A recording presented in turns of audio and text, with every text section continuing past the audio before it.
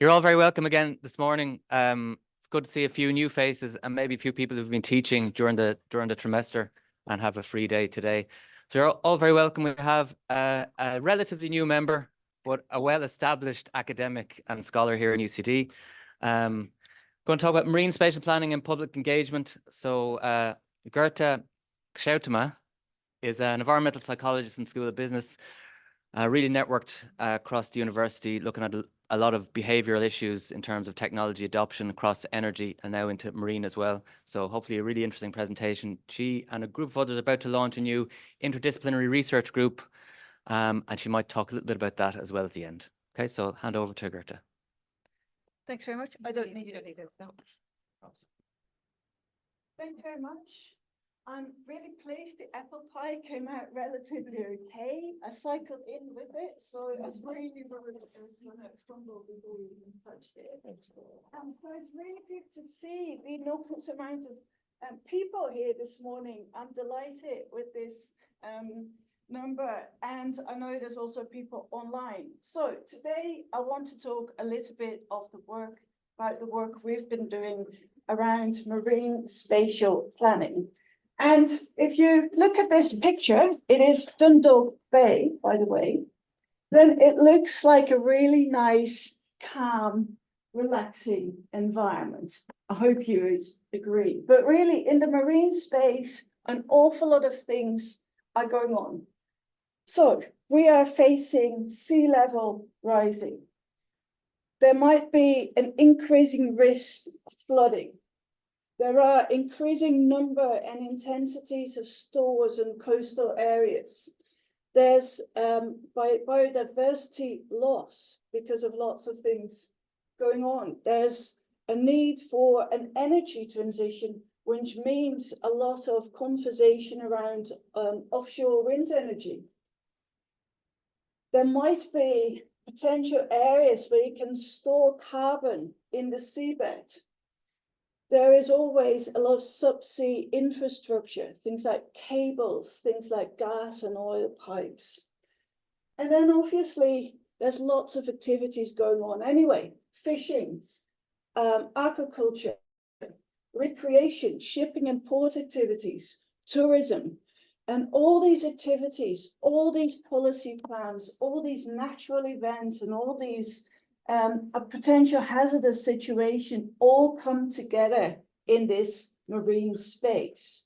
So although the picture looks calm and relaxing, there's lots of pressure on this environment and lots of pressure on the communities and the stakeholders who make use of this marine space. And what we do in this research is think about marine spatial planning. And actually, we're not just doing that from the top of our heads. There's a massive policy brief behind marine spatial planning. So Ireland is, for those who don't know, has a very large marine space. It's about 5 times the size of our land space. And marine spatial planning is that process that tries to manage and plan the different uses and the different pressures on the marine space in such a way that the interests of different stakeholders are managed carefully. Now, in our research, we've particularly focused on MPAs, marine protection areas. And the policy basis of that is that in the EU, it's mandatory for each nation that 30% of both land and marine space will be protected by 2030. So in 2020, Ireland was at 2%. So in 10 years' time, they have to go from 2% to 30%. It's now currently around 8%. And you might have seen it in the news, actually, it was last week, that Kerry has now been allocated to be the first marine protection area in Ireland. So this is policy building a network of protected areas, both marine and land space together. Now, what do we do in our research? If you want to implement these policies, if you want to protect natural areas, marine spatial areas, you will have to engage stakeholders. the people who live on the land, who work on the marine space, involved the tourism, the sectors, all the stakeholders involved in this planning. At a recent event, someone mentioned to me, nature doesn't need protection. If there weren't people, it needs protecting from, right? So we have to involve the stakeholders in this process. So what do we do in our research? We're interested to see how can we engage these stakeholders, and we've particularly focused at coastal communities, but we're also involving and talking to more different stakeholders as well. So what we do to understand how to involve them, we first try and understand how are people feeling a connection to their natural environment. You live in a location for a reason. You interact with your environment either through recreation, because you make money through the environment.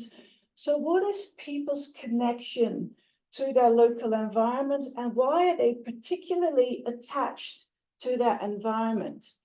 The reason we want to know is because if you disrupt that attachment, that usually means that people are upset if you try and change it. If you implement policies that might, mean that there's new infrastructure, or they can't do something like fishing anymore. So we use this knowledge to see if we can improve public engagement, stakeholder engagement in that marine spatial process. Now, how do we do this? We use actually a range of different methodologies. We do interviews, and I really mean Thomas, who's sitting there in the room, interviews with stakeholders. We're also organizing focus groups where we're looking at historical and cultural connections between stakeholders and their marine space. And we've run survey studies to ask people to assess their preference for different management structures and policy plans of, in our case, Dundalk Bay. So lots of different methodologies. I just want to highlight very briefly one finding of this study.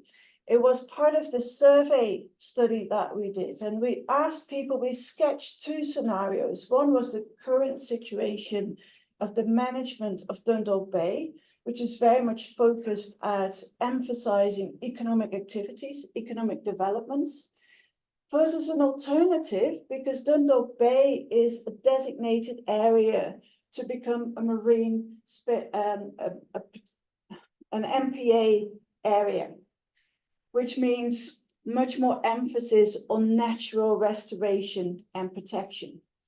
So we asked people their preference for the two scenarios, and you see a majority preferred a future scenario where there was much more emphasis on nature preservation, which is an interesting result in itself. But again, we are also interested to understand why is this the case? And what we see is that those people feel particular connection to Dundalk Bay, to the environment, for environmental reasons, because they might enjoy going out for a walk or swim and feel a particular connection to the nature there. They are much more in favor of an MPA of natural restoration, whereas people have a connection with the area for economic reasons, because they make money there, they are connected to some sort of economic benefits. They much more prefer the current situation with economic development. As said, this is not my research alone. So with the team, Thomas is leading most of the work, Mark Kuplin, who couldn't be here today, Ferguson, a research assistant, Britta, we are doing all this work. And we're doing all this work also in such a way that we can feed it back to the communities. So this is a picture of an event we had in Dundalk in the local library, where we reported back to the communities what our results were. We promised them to go back when new results come in. It was a good turnout. We had on a random Wednesday evening in January, around 35 people showing up which shows there's lots of interest of the communities in this type of work and being involved in the decision-making process. So that's a little bit about the work, the research that we as a team have been doing. And because of all the different activities going on, in this sector, we decided that knowing there's a lot of more work in the marine space in UCD going on, to launch a new research group. It's called Message, which is loosely related to the marine and energy, social sciences and humanities research group.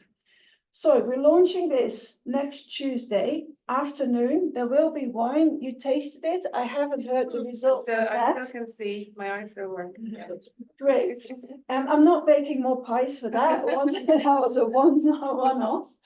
But if you are interested in knowing more about research that UCD-wide is being conducted around the marine area on the nexus of sciences, social sciences, and humanities, please show up. If you do research in this area, do consider to register, because there's an opportunity to very briefly pitch your own research and see if we can connect all the research done in this area around marine social sciences.